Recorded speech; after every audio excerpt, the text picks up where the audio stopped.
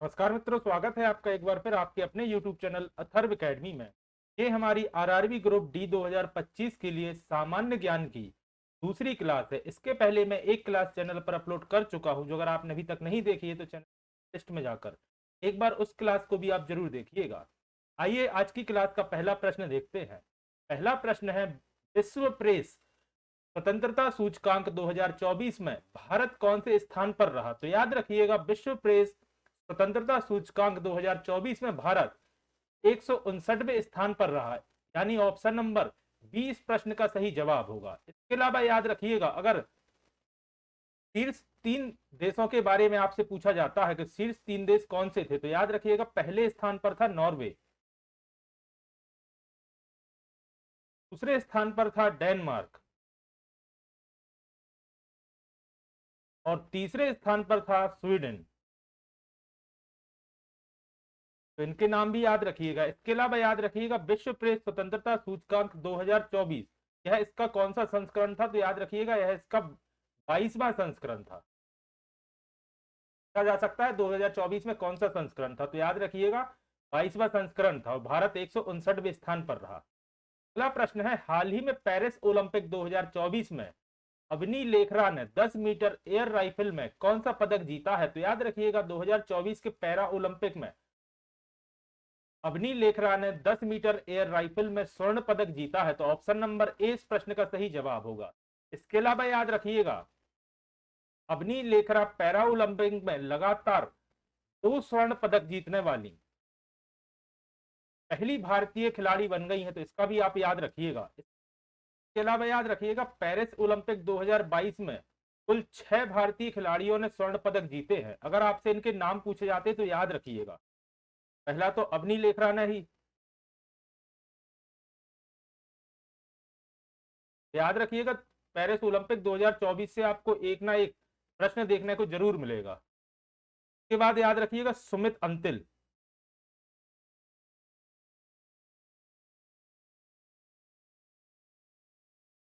फिर तीसरे स्थान पर है नीतीश कुमार, तीसरे स्थान पर नहीं, सॉरी, मतलब क्रम के हिसाब से नीतीश कुमार, इन सभी ने स्वर्ण पदक जीते।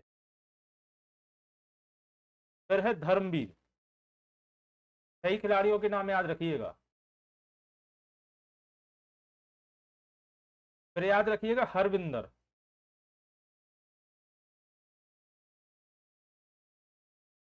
और प्रवीण। अब अगर इनके स्पोर्ट्स की बात की जाए, अवनी लेखरा को तो आप सभी जानते हैं, अभी अपन ने क्वेश्चन में डिस्कस किया, यह शूटिंग से आती है। के अलावा याद रखिएगा सुमित अंतिल, ये भाला फेंक या जेवलिन थ्रो में इन्होंने स्वर्ण पदक जीता है, भाला फेंक। अगर बात की जाए नीतीश कुमार की, तो यह बैडमिंटन खेलते हैं, इन्होंने बैडमिंटन में स्वर्ण पदक जीता है। रणबीर ने क्लब थ्रो में और हरविंदर ने तीरंदाजी में और प्रवीण ने हाई जंप में स्वर्ण पदक या गोल्ड मेडल जीता है। तो इन सभी के 6 खिलाड़ियों के नाम याद रखिएगा। अगला प्रश्न है, हाल ही में आईसीसी के स्वतंत्र अध्यक्ष के रूप में किसे निर्विरोध चुना गया है? ऑप्शन है जयसा, ग्रेग वार्कले, पी श्रीनिवास या सिंधु गंगाधरन। तो याद रखिएगा हाल ही में यानी वर्ष 2024 में आईसीसी यानी इंटरनेशनल क्रिकेट काउंसिल ने जयसा को निर्विरोध अपना अध्यक्ष चुना है। इसके अलावा याद रखिएगा, अगर आपसे पूछा जाता है कि सीईओ कौन है, याद रखिएगा ग्रेग बर्कले सीईओ है क्रिकेट आईसीसी के, और जयसा को अध्यक्ष चुना गया है। अगर बात की जाए आईसीसी की, तो याद रखिएगा इंटरनेशनल क्रिकेट काउंसिलिंग यानी कि आईसीसी की स्थापना वर्ष 1909 में की गई थी। स्थापना भी पूछी जाती है एग्जाम में, याद रखिएगा 1909 में इसकी स्थापना की गई थी। और जैसा अभी तक के आईसीसी के सबसे युवा अध्यक्ष हैं, इसे भी आप याद रखिए। अगला प्रश्न है, हाल ही में पीएम मोदी ने बधावन बंदरगाह की आधारशिला कहां पर रखी है? ऑप्शन है गुजरात, महाराष्ट्र, गोवा या केरल। तो याद रखिएगा प्रधानमंत्री नरेंद्र मोदी ने बधावन बंदरगाह की नींव रखी है महाराष्ट्र के पालघर में। पालघर भी याद रखिएगा, क्योंकि हो सकता है स्टेट की जगह आपको शहर का नाम पूछ लिया जाए, तो याद रखिएगा पालघर में। अगला प्रश्न है, हाल ही में केंद्रीय मंत्री केंद्रीय गृह मंत्री ने किस केंद्र शासित प्रदेश में 5 नए जिले बनाने की घोषणा की है? ऑप्शन है लद्दाख, लक्षद्वीप, जम्मू कश्मीर या अंडमान निकोबार। याद रखिएगा, केंद्रीय गृह मंत्री ने, ऑप्शन नंबर ए इसका सही जवाब रहेगा, लद्दाख में 5 नए जिले बनाने की घोषणा की है। अगर आपसे इनका नाम भी पूछा जाए, याद रखिएगा, जांस्कर, द्रास, शाम, ये सभी जिले हैं जो लद्दाख में नए बनाने की घोषणा की गई है गृह मंत्री और चांगथांग।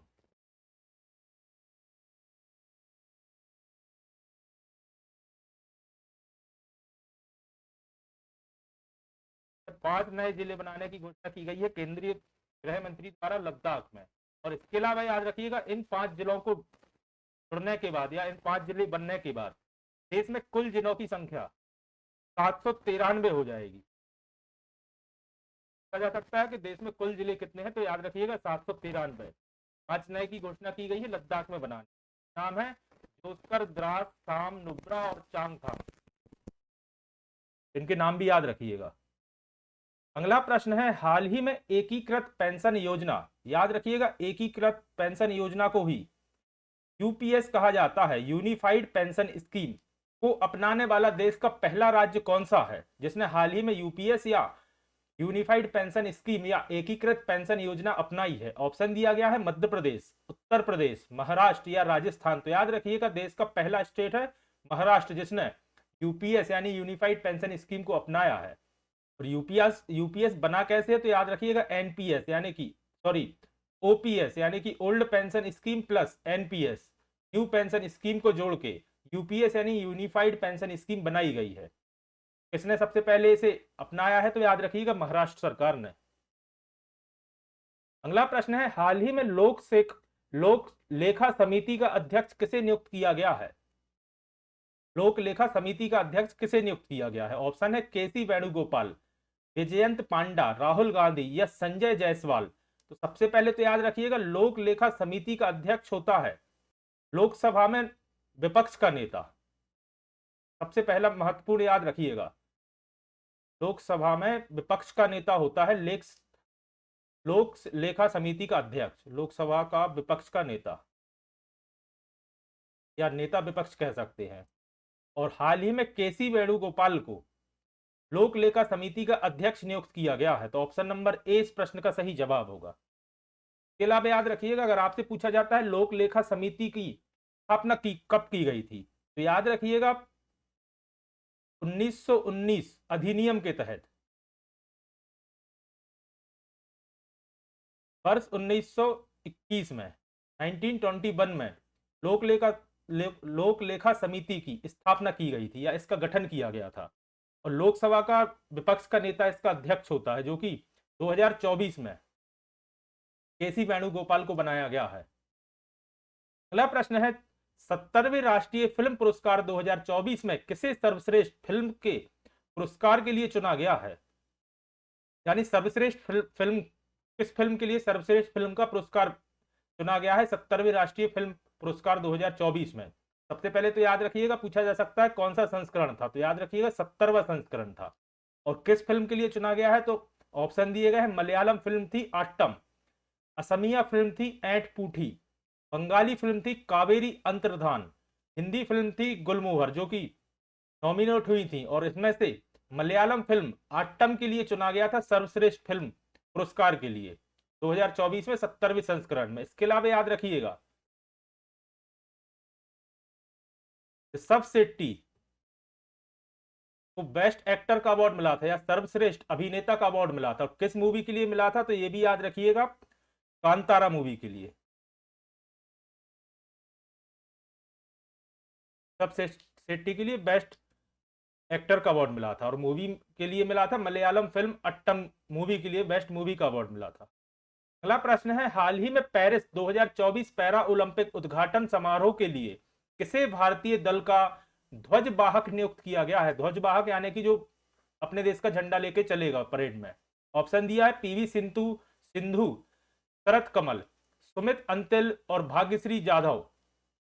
मनु भाकर और श्रीजेश, या मैरी कॉम और मनप्रीत सिंह। तो याद रखिएगा पेरिस ओलंपिक या पेरिस पैरा ओलंपिक के उद्घाटन समारोह में सुमित अंतिल और भाग्यश्री जाधव के लिए चुना गया है भारतीय दल का ध्वजवाहक के रूप में उद्घाटन समारोह में। और इसके समापन समारोह में याद रखिएगा 2 बार परेड होती है, जब शुरुआत होती है तो ओपनिंग सेरेमनी में और फिर समापन समारोह में। इसमें चुना गया है मनु भाकर के लिए। दोनों पूछा जा सकता है, अगर उद्घाटन में पूछा तो याद रखिएगा सुमित अंतिल और भाग्यश्री जाधव, और अगर समापन समारोह का पूछा गया तो मनु भाकर के लिए। सुमित अंतिल भाला फेंक के खिलाड़ी है या जेवलिन थ्रो के खिलाड़ी है, याद रखिएगा। और भाग्यश्री जाधव है एथलेटिक्स की खिलाड़ी जो कि शॉर्ट पुट यानी गोला फेंक प्रतियोगिता में भाग लेती है। मनु भाकर आप सभी जानते हैं, शूटर है। अगला प्रश्न है अष्ट अध्यायी किसके द्वारा लिखी गई थी। हिस्ट्री का एक काफी महत्वपूर्ण प्रश्न है। ऑप्शन दिए गए हैं वेद व्यास, पाणिनि, सुखदेव या वाल्मीकि। तो याद रखिएगा अष्ट अध्यायी पाणिनि द्वारा लिखी गई थी। तो ऑप्शन नंबर 20 प्रश्न का सही जवाब होगा। काफी महत्वपूर्ण प्रश्न है, पहले कई बार रेलवे के एग्जाम में पूछा जा चुका है। अगला प्रश्न है चंद्रवरदाई द्वारा रचित ग्रंथ का नाम क्या है। यह भी काफी महत्वपूर्ण प्रश्न है, और याद रखिएगा यह प्रश्न इस तरह भी पूछा जाता है कि पृथ्वीराज रासो के रचयिता कौन थे। तो याद रखिएगा चंद्रवरदाई।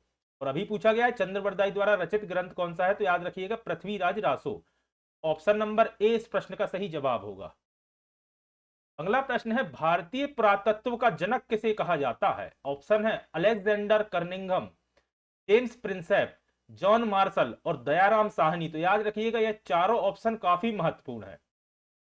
प्रश्न में पूछा गया है भारतीय पुरातत्व का जनक किसे माना जाता है। तो सबसे पहले तो याद रखिएगा अलेक्जेंडर कर्निंघम को भारतीय पुरातत्व का जनक माना जाता है, या फादर ऑफ इंडियन आर्कोलॉजी कहा जाता है अलेक्जेंडर कर्निंघम को। और याद रखिएगा अलेक्जेंडर कर्निंघम ही हड़प्पा को विश्व पुरातात्विक मानचित्र पर लाने वाले पहले आदमी थे, यानी कि वर्ल्ड आर्कोलॉजी मैप पर मेंशन जिन्होंने हड़प्पा को किया था वह थे अलेक्जेंडर कर्निंघम। के बाद अगर बात की जाए जेम्स प्रिंसेप की, तो यह ईस्ट इंडिया कंपनी के एक अधिकारी थे जिन्होंने सबसे पहले खरोष्ठी एवं, यह प्रश्न भी काफी पूछा जाता है, खरोष्ठी एवं ब्राह्मी लिपि तो सबसे पहले इन्होंने डिकोड किया था, या इन्होंने सबसे पहले उसे पढ़ना सीखा था, यह सफलतापूर्वक पढ़ा था जेम्स प्रिंसेप ने। तो यह प्रश्न काफी पूछा जाता है कि सबसे पहले खरोष्ठी और ब्राह्मी लिपि को किसने पढ़ा था। तो याद रखिएगा जेम्स प्रिंसेप ने। इसके बाद अगर बात की जाए जॉन मार्शल की, तो जॉन मार्शल को सिंधु घाटी सभ्यता के 2 महत्वपूर्ण शहर थे, एक तो हड़प्पा है आप सभी जानते हैं, और दूसरा है मोहनजोदड़ो। इन दोनों की जो खुदाई हुई थी उसका श्रेय जॉन मार्शल को जाता है, या इनकी देखरेख में इन 2 शहरों की, सिंधु घाटी के 2 प्राचीन शहरों की खुदाई हुई थी जॉन मार्शल की देखरेख में। और याद रखिएगा वर्ष 1902 से लेके 1928 तक जॉन मार्शल भारतीय पुरातात्विक सर्वेक्षण के महानिदेशक थे, और उसी समय हुई थी सिंधु घाटी सभ्यता के 2 शहरों की खुदाई। इस कारण से इनकी निगरानी में से माना जाता है, महानिदेशक थे। और अगर बात की जाए दयाराम साहनी की, तो दयाराम साहनी वह व्यक्ति थे जिन्होंने हड़प्पा सभ्यता की खुदाई करवाई थी, यह हड़प्पा शहर खोजा था। इनकी देखरेख में हड़प्पा शहर की खुदाई हुई थी दयाराम साहनी की। तो प्रश्न पूछा जाता है कि हड़प्पा की खुदाई या खोज का श्रेय किसे जाता है, तो दयाराम साहनी को। उस समय महानिदेशक थे 1902 से 1928 तक जॉन मार्शल। जेम्स प्रिंसेप ने खरोष्ठी एवं ब्राह्मी लिपि को सबसे पहले पढ़ने में सफलता पाई थी। अलेक्जेंडर कर्निंघम को भारतीय पुरातत्व का जनक माना जाता है। तो इन सबको याद रखिएगा। अगला प्रश्न है निम्नलिखित में से कौन विश्व की सबसे बड़ी झील है। तो याद रखिएगा ज्योग्राफी से भी अधिकतर प्रश्न पूछे जाते हैं, और आप सभी जानते हैं कैस्पियन सागर विश्व की सबसे बड़ी झील है। तो ऑप्शन नंबर ए इस प्रश्न का सही जवाब होगा। अब अगर आपसे पूछा जाता है कैस्पियन सागर कहाँ स्थित है, तो याद रखिएगा दक्षिण यूरोप से पश्चिम एशिया तक फैला हुआ है कैस्पियन सागर। और अगर मुख्य रूप से बात की जाए तो रूस, कजाकिस्तान, से लेकर ईरान तक फैली हुई है, कैस्पियन सागर झील। अगला प्रश्न है, विश्व की सबसे बड़ी मीठे जल की झील कौन सी है? विक्टोरिया झील, सुपीरियर झील, बैकाल झील या मिशिगन झील? तो याद रखिएगा, सुपीरियर झील विश्व की सबसे बड़ी मीठे पानी की झील है, जो कि यूएसए यानी कि संयुक्त राज्य अमेरिका से लेके कनाडा तक फैली हुई है, या कह सकते हैं कि इन दोनों के मध्य स्थित है। मीठे पानी की सबसे बड़ी झील सुपीरियर झील। अगला प्रश्न है, विश्व का सबसे ऊंचा जलप्रपात कौन सा है? पोएमा, स्टैनली, एंजल या नियाग्रा? तो याद रखिएगा, विश्व का सबसे ऊंचा जलप्रपात है एंजल जलप्रपात। ऑप्शन नंबर सी इस प्रश्न का सही जवाब होगा, और वेनेजुएला में स्थित है, याद रखिएगा। अगला प्रश्न है, विश्व का सबसे ऊंचा जलप्रपात किस देश में स्थित है? तो जैसा कि अभी अपन ने डिस्कस किया कि वेनेजुएला में स्थित है विश्व का सबसे ऊंचा जलप्रपात, जिसका नाम है एंजल जलप्रपात। इसको भी आप याद रखिएगा। तो आज की क्लास में यही समाप्त करता हूं। आशा करता हूं आज की क्लास आपके लिए पसंद आई होगी। अगर आज की क्लास आपको पसंद आई है तो वीडियो को लाइक करें, कमेंट करें और ज्यादा से ज्यादा लोगों तक शेयर करें। और अगर आपने अभी तक अथर्व एकेडमी चैनल को सब्सक्राइब नहीं किया है तो चैनल को सब्सक्राइब करें, और वीडियो के कमेंट बॉक्स में कमेंट करके जरूर बताएं कि आज की क्लास आपको कैसी लगी। जल्दी ही फिर हाजिर होता हूं अपनी अगली क्लास के साथ। धन्यवाद।